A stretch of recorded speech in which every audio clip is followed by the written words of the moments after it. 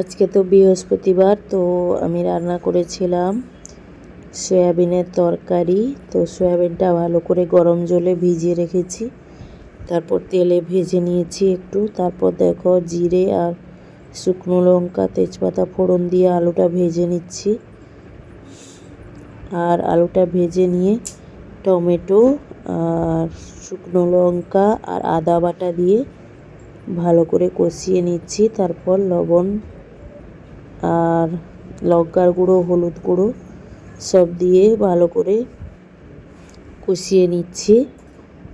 তারপর একটু তেল ছেড়ে দিলে আমি জল দিয়ে দেব। সয়াবিন তোমাদের কাদের কাদের ভালো লাগে কমেন্টে অবশ্যই জানাবে।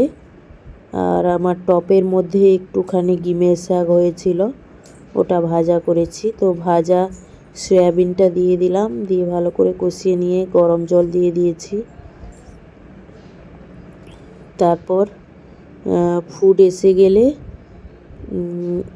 আমি জিরে, ধনে আর শুকনো লঙ্কা একসঙ্গে ভেজে গুঁড়ো করে রেখেছি, তো ওটা একটু উপরে ছড়িয়ে দিব। বাস, আমার রান্না রেডি হয়ে গেছে।